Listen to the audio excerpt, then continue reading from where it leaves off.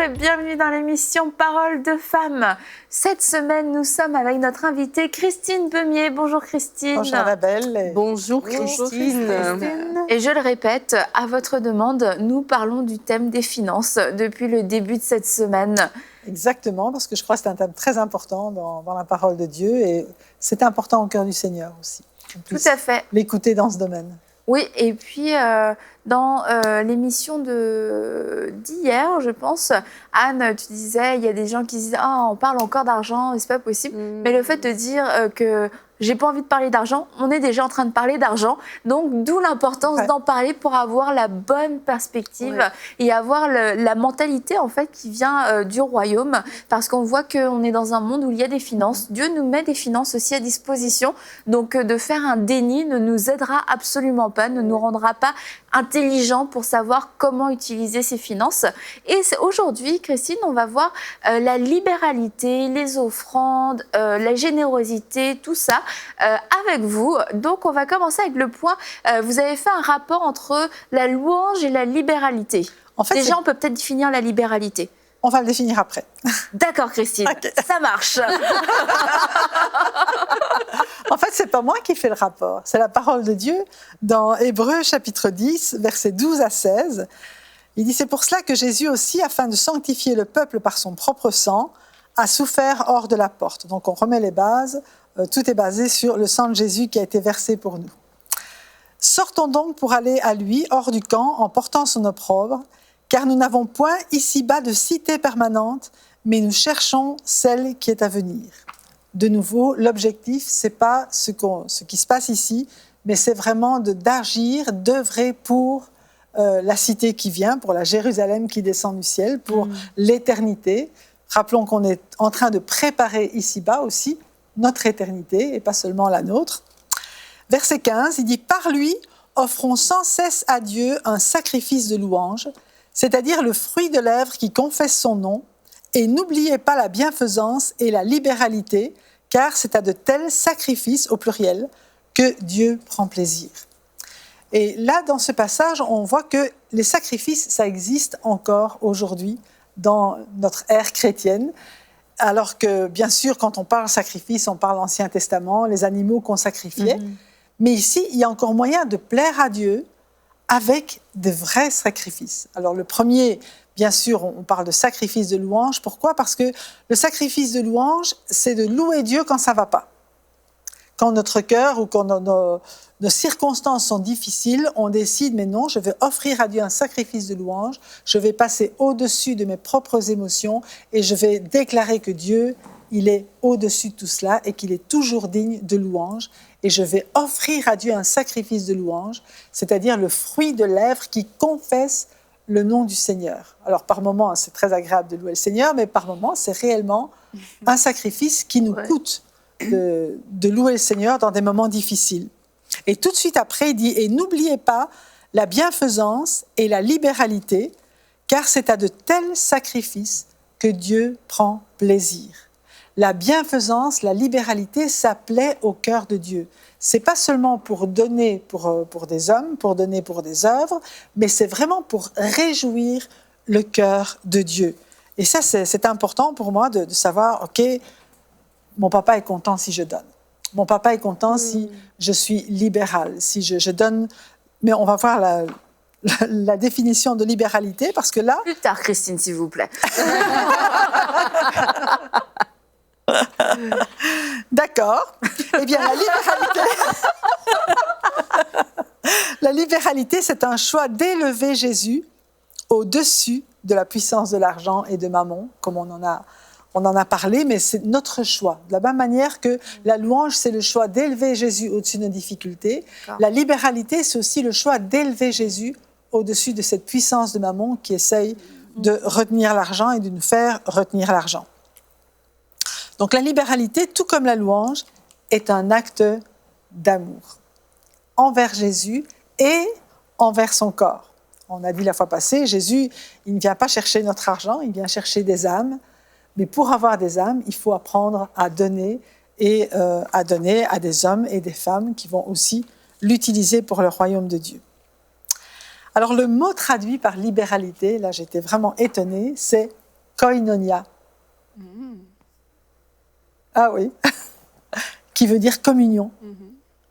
Le mot koinonia est souvent traduit par communion, c'est-à-dire ce qui est commun à plusieurs personnes. Et en fait, c'est une contribution volontaire, une assistance. Donc, c'est réaliser qu'on ne fait qu'un, on est en communion, et donc on va s'aider mutuellement par de la libéralité. On va mettre en commun. OK.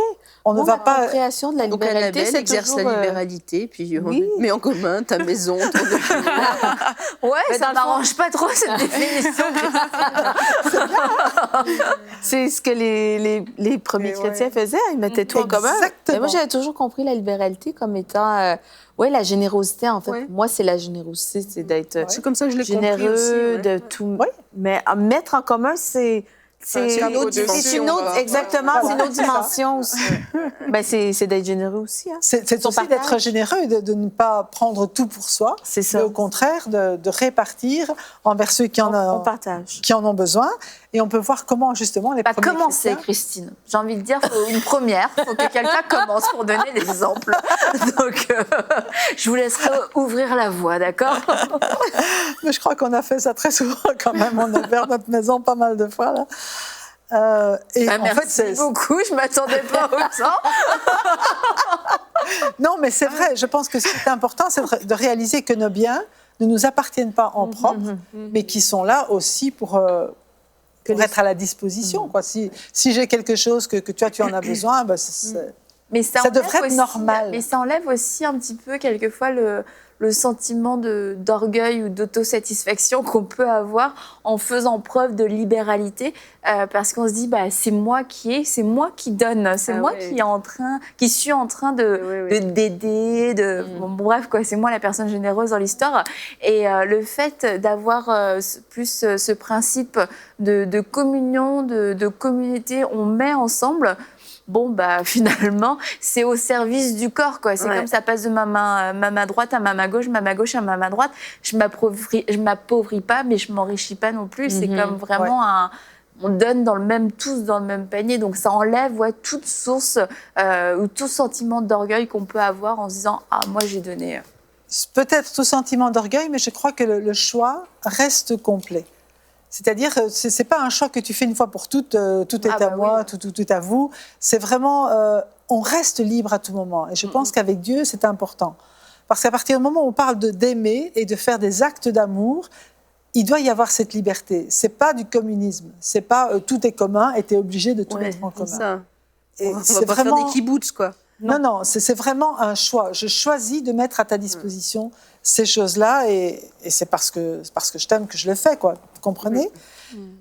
Et exactement, c'est ce qui s'est passé dans Actes 32 à 35. Ils ont mis ça en pratique et on lit, ils vendaient leurs propriétés pour en donner le produit aux apôtres qui, eux, le répartissaient donc, entre ceux qui en avaient besoin.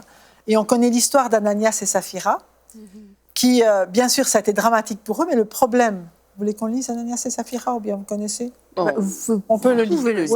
On peut le lire et on va recommencer à lire à partir de Acte 4. Jusqu'à 32? Acte 4, à partir du verset 32. Et comme ça, je lis les versets tels quels. Donc, la multitude de ceux qui avaient cru n'était qu'un cœur et qu'une âme. Tout part du cœur, d'accord? Et nul ne disait que ses biens lui appartenaient en propre, mais tout était commun entre eux. Les apôtres rendaient avec beaucoup de force témoignage de la résurrection du Seigneur Jésus et une grande grâce reposait sur eux tous, car il n'y avait parmi eux aucun indigent. Tous ceux qui possédaient des champs ou des maisons les vendaient, apportaient le prix de ce qu'ils avaient vendu et le déposaient aux pieds des apôtres et il en faisait des distributions à chacun selon qu'il en avait besoin. Et peut-être il faut remettre un peu les histoires dans le contexte. C'est qu'on est à l'époque où les gens viennent de se convertir, mais ils viennent de tous les pays d'alentour et ils restent ensemble avec les apôtres. Ça veut dire que sur place, ils n'ont rien. Et je pense que c'est important de savoir, vous avez des visiteurs qui viennent, qui sont là et qui ont besoin qu'on puisse les aider à demeurer pour profiter de l'enseignement des apôtres. Et c'est ainsi que plus tard, on verra qu'il y avait les femmes grecques et les femmes juives, les veuves qui étaient nourries aussi. Donc, je vais trop loin, mais c'est pas grave. Dans ce contexte-là, Donc on voit qu'un homme surnommé Joseph, surnommé par les apôtres Barnabas, ce qui signifie fils d'exhortation, lévite, originaire de Chypre, vendit un champ qu'il possédait, apporta l'argent et le déposa aux pieds des apôtres. C'est son choix. Et puis, il y a un couple, Ananias et Saphira, qui vont aussi vendre un champ, qui vont aussi venir apporter l'argent aux pieds des apôtres, mais en déclarant que c'est tout le prix du champ. Alors qu'ils en ont gardé la moitié. Donc le problème là, c'est basé sur un mensonge. Et il y a Pierre, donc le Saint-Esprit qui va dévoiler ce mensonge à Pierre. Oui, c'est fort ça quand même. C'est ça, et malheureusement, ils vont tomber morts tous les deux. Parce que Pierre va dire, par exemple, à Ananias, « Ananias, pourquoi Satan a-t-il rempli ton cœur au point que tu montes au Saint-Esprit et que tu aies retenu une partie du prix du champ? S'il n'avait pas été vendu, ne te restait-il pas? Il était à toi, il t'appartenait. Personne ne l'a forcé. Et après qu'il a été vendu, le prix n'était-il pas à ta disposition? Donc même l'argent, tu pouvais faire ce que tu voulais avec, il n'y a personne qui te forçait à le donner. Comment as-tu pu mettre en ton cœur un pareil dessein? Ce n'est pas à des hommes que tu as menti, mais à Dieu. » Donc le problème là, c'est qu'il a fait croire qu'il donnait tout, mais clairement, il était libre. Donc c'est vrai que eux, leur cœur, d'être un cœur et une âme, dit on est ensemble, on est le même corps, on va s'aider, on va s'entraider. Mais ça reste le choix personnel de chacun. Donc il n'y a personne qui était obligé de donner, comme aujourd'hui, personne n'est obligé de donner. C'est une question de conscience entre Dieu et chaque personne. Mais je pense que ce que Dieu nous demande, mais demande-moi ce qu'il faut faire. Oui.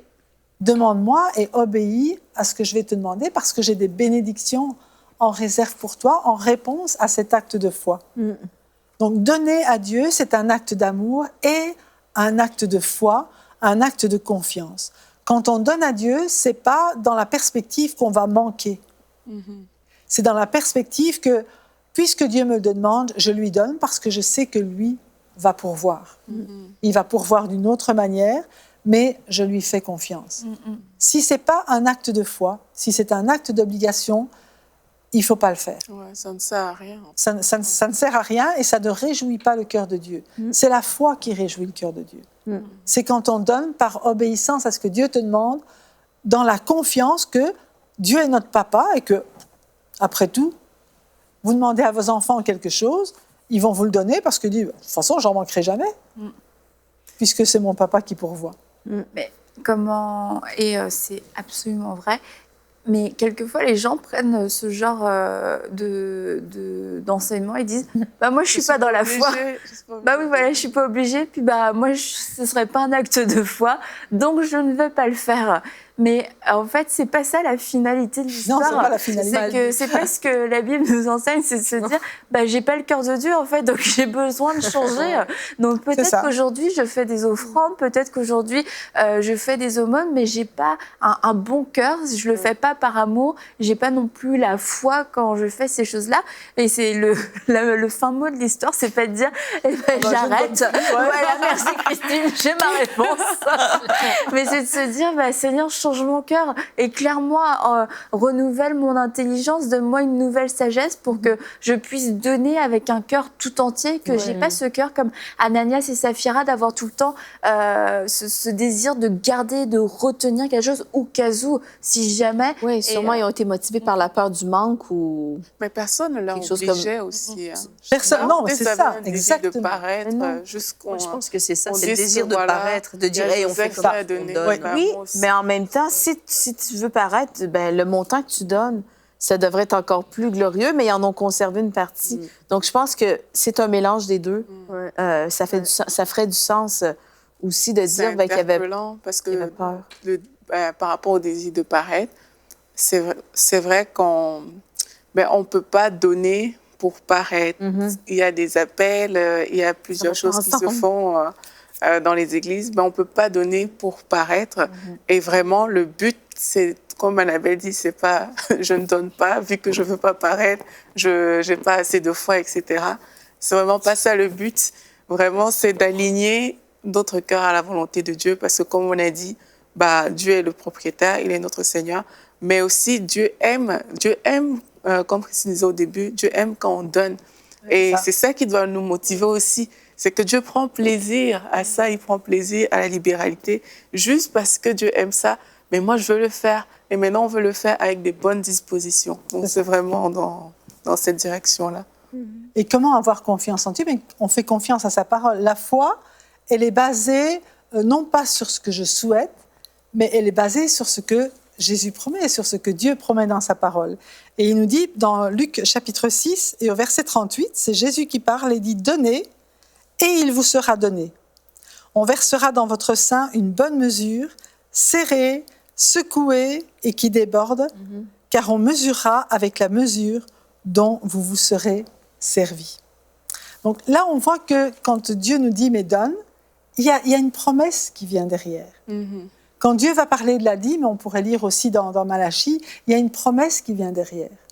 Quand Élie a demandé à la veuve de Sarepta de donner, peut-être je vais te laisser, je vous en prie. Te laisser en parler. Parle-nous de la veuve de Sarepta. La veuve de Sarepta, elle n'avait même pas de quoi se nourrir elle-même et son fils, juste un repas. Et Élie a dit, mais d'abord moi. Mais si tu fais ça, tu ne manqueras jamais de rien. Tu ne manqueras jamais de rien. Donc notre foi, elle dit, ok, je donne à Dieu, mais j'ai cette promesse que lui pourvoit. Et c'est là qu'elle va. C'est pas seulement l'acte lui-même, mais c'est de dire, puisque j'obéis, Dieu promet une récompense à mon obéissance, et je vais m'attendre à cette récompense. C'est pas mal si vous promettez quelque chose à votre enfant s'il travaille bien à l'école, de dire, ah mais il travaille bien à l'école pour avoir la récompense. Bien sûr qu'il le fait. C'est le principe de la récompense, mais Dieu dit, ok, avec ce principe-là. Nous, on a toujours dit, mais tu donnes sans espoir de retour. C'est pas vrai. C'est pas ce que la parole de Bible Dieu, dit. c'est clair qu'il y a des récompenses pour tous les efforts que Dieu nous demande. Il y a des récompenses. Donc, quand on dit tu donnes parce que tu donnes, c'est pas biblique quelque part, parce que dans la Bible, tous les efforts que Dieu nous demande de faire sont associés à des récompenses.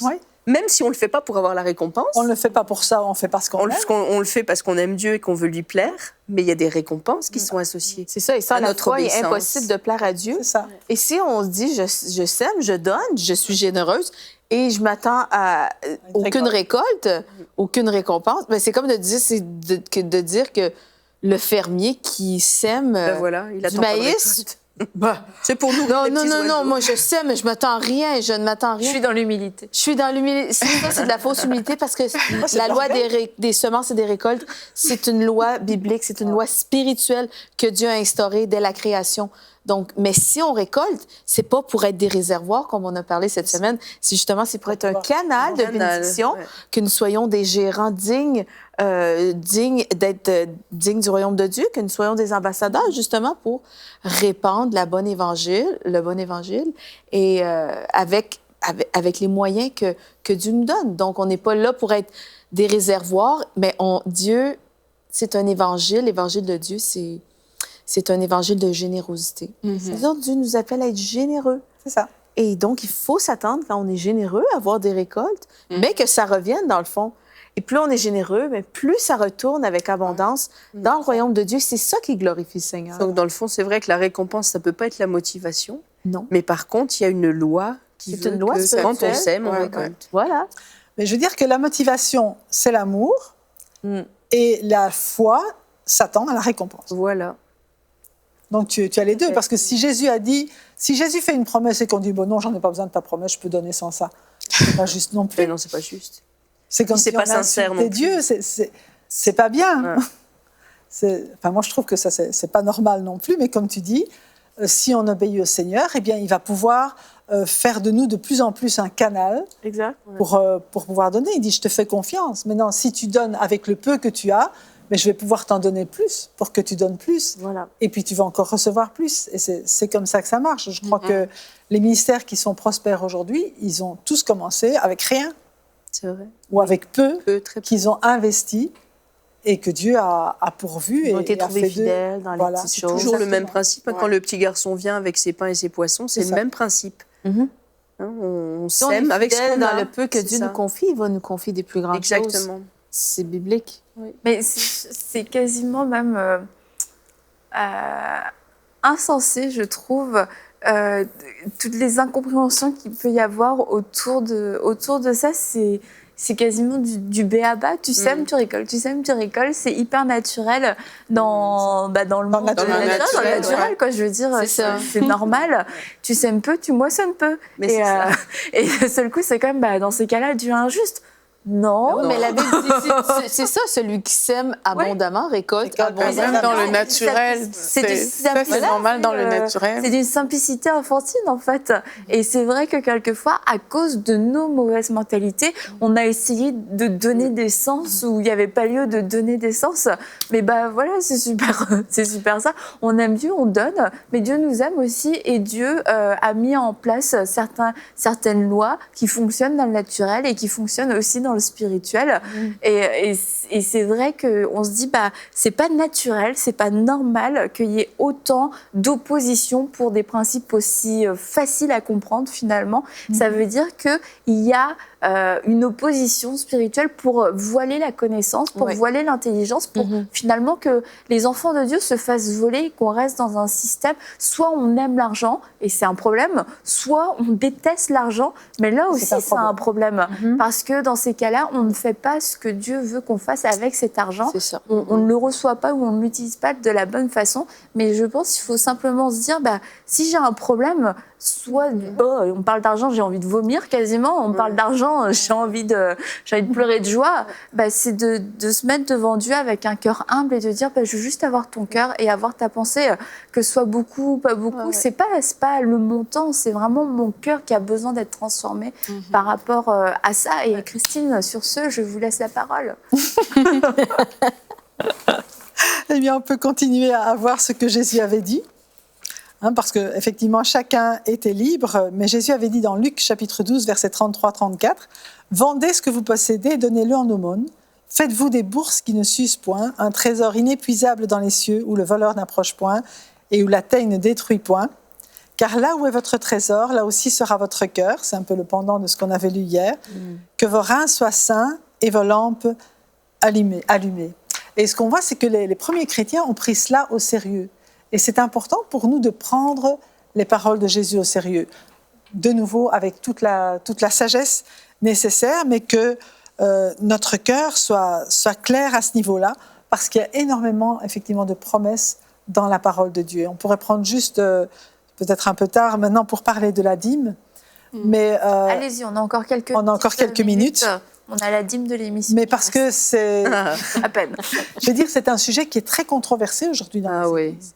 Moi, je suis ébahie de voir que les gens quittent les églises pour aller quelque part où quelqu'un leur dit « mais tu ne dois plus donner la dîme ». Alors que c'est la première chose, je veux dire, Dieu dit ça lui appartient. Ça n'a même pas été commencé avec la loi, ça a été commencé avec Abraham. Avant, c'est ça, avant. Ça a commencé avant. Abraham qui a rencontré Melchisédek, qui était vraiment Jésus, je vais dire, une manifestation de Jésus. Donc la dîme, elle revient à Jésus-Christ. Et c'est tout à fait normal, juste 10% là. 10%. Oui, si je peux faire une parenthèse, les gens qui donnent, selon le verset « donne selon ton cœur », vous remarquerez que c'est toujours moins, même moins que la dîme. Donc, le cœur n'est pas généreux. Donc, il y a quelque chose de pas nécessairement cohérent dans toute cette chose. Donc, si Dieu nous appelle à faire des libéralités, c'est d'être généreux, de ne pas être attaché à ces choses-là. Et Dieu est fidèle. Ce qu'on peut voir, c'est que quand nous, on est fidèle dans ce que Dieu nous demande, lui, il est fidèle. Et c'est la seule fois où dans Malachie, il dit « mais mettez-moi à l'épreuve. Vous avez peur, mettez-moi à l'épreuve. Essayez au moins. Testez et vous verrez si je n'ouvre pas pour vous les écluses des cieux, si je ne répands pas sur vous ma bénédiction en abondance. C'est moi qui vais, je veux dire, arrêter tous les vols que vous subissez. Je vais bénir les 90% qui restent. Mais si simplement vous me faites confiance par ce pas d'obéissance. Et c'est un premier pas.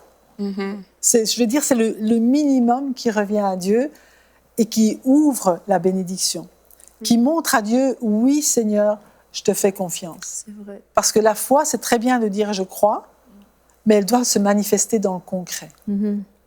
Dieu n'est pas impressionné en disant je crois en toi Seigneur, Ok, tu peux dire n'importe quoi, mais montre-le-moi que tu crois. Ouais, c'est ça. Démontre que tu crois. Et tu verras, moi, je vais répondre à ta foi au-delà de ce que tu peux imaginer. Parce que c'est vrai que Dieu va au-delà de notre foi. Il fait pour nous ce qu'on n'aurait même pas pu imaginer qu'il allait faire. Mais il nous aime, mais il cherche notre cœur. Et c'est ça qui est vraiment important et que les premiers disciples avaient compris, puisque Dieu, on l'a vu, c'est le plus grand donateur. Et le Saint-Esprit nous transforme à l'image de notre Père céleste. Donc, laissons aussi le Saint-Esprit continuer à nous transformer. S'il y a un problème de ce côté-là, si ça nous énerve chaque fois qu'on parle d'argent, Seigneur, je te demande pardon parce que je me rends compte que l'argent est plus mon maître que mon serviteur. Et puis, je veux te remettre ça. Je veux me soumettre à toi, mais viens me libérer de cette emprise que cette puissance de l'argent a sur ma vie parce que c'est toi que je veux servir et toi seul. Et par rapport à cette libéralité aussi, dont on a un peu plus parlé en début d'émission, le fait de mettre en commun, c'est aussi, je pense, de garder un cœur ouvert et une certaine sensibilité aux besoins autour de nous. Parce que dans l'Église primitive, on voit qu'il n'y avait pas de pauvres parmi eux. Pourquoi ? Parce qu'il y avait cette règle d'amour, de partage et de donner. Et il n'y avait pas de pauvres parmi eux. Et si aujourd'hui, dans nos églises, il y a des gens qui manquent cruellement de choses, c'est évident, c'est de se dire, Seigneur, je veux les aider. C'est pas est-ce que je dois les aider, c'est Seigneur, je veux les aider. Comment est-ce que je peux faire ? On s'approche des fêtes de Noël. Je pense que dans toutes les églises, il y a des familles qui ont besoin, pour qui ça ferait toute une différence, en tout cas, qu'on puisse faire un geste, peu importe quel geste c'est, un cadeau pour un enfant, un habit, enfin bon, bref, ça peut être un tas de choses, une invitation pour un repas de Noël, mais c'est le fait d'avoir les intérêts aussi de nos frères et de nos sœurs à cœur et de pas se fermer, de pas non plus se laisser influencer par cette mentalité très individualiste qui nous vient directement du monde, parce que l'Église primitive était une Église extrêmement généreuse, mais extrêmement soudée, extrêmement proche et fraternelle. Anne ? Non, c'est ça, c'est tissé serré. Et c'est les principes qu'on a dit là, c'est des principes fondamentaux. Et il y a bien des églises qui végètent, et elles végètent parce que les gens n'ont pas compris ces principes-là. Donc réécoutez l'émission si vous n'avez pas tout compris. En tout cas, merci encore, ma chère Christine. On va se retrouver demain. Ce sera notre dernière émission avec vous et nous parlerons des richesses du monde, c'est ça ? C'est ça, comment faire pour les gérer. Ok, comment faire ? À demain. Oups.